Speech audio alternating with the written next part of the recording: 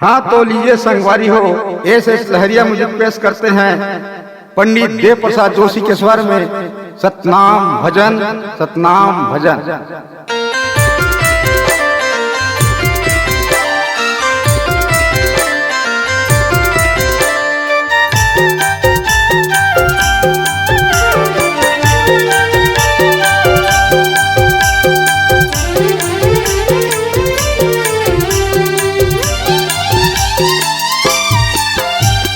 बघुमार धामा जोड़ा से खामा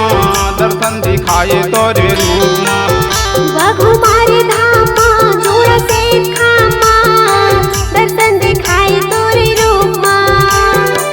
दर्शन दिखाए तोरे रूप बाबा दर्शन दिखाए तोरे रूप दर्शन दिखाए तोरे रूप बाबा दर्शन दिखाए तोरे रूप बघुमार धामा जोड़ा से खामा दर्शन दिखाए तोरे रूप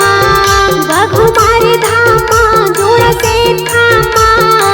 दर्शन दिखाए तोरे रूप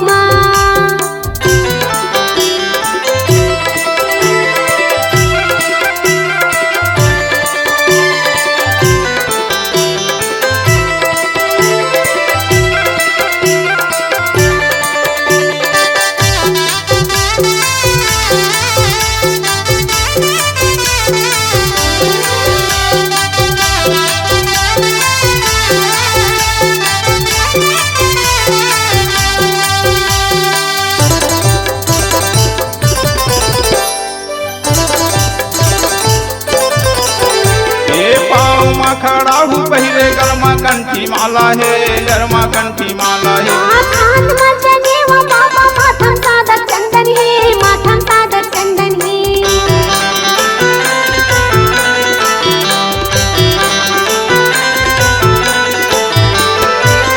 पाँव में खड़ा हूँ पहले गरमा कंठी माला है गरमा कंठी माला है माथान मजने व बाबा माथम सादर चंदन है माथम सादर चंदन है तोरे चरण में नरियर पान चढ़ावत हूँ तोरे चरण में नरियर पान चढ़ावत हूँ दर्शन पाके गुरु आवत हूँ बघुमार धामा जोड़ा से खामा दर्शन दिखाए तोरे रूप बघुमार धामा जोड़ा से खामा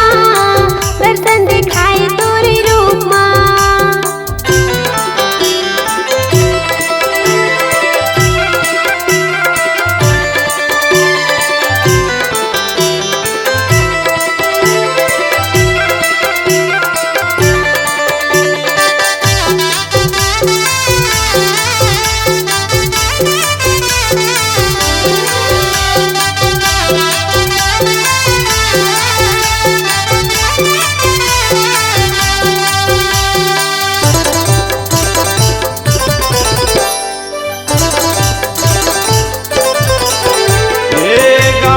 नर नारी तोर दर्शन बर आते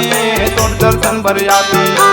मन की आसना पूरा करके जाते पूरा करके जाते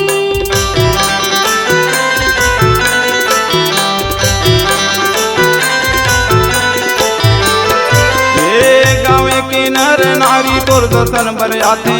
तोर दर्शन बर आते मन की आसना पूरा करके जाते पूरा करके जाते तोर चमत्कार पूरा छत्तीसगढ़ में छा गए तोर चमत्कार पूरा छत्तीसगढ़ में छा गए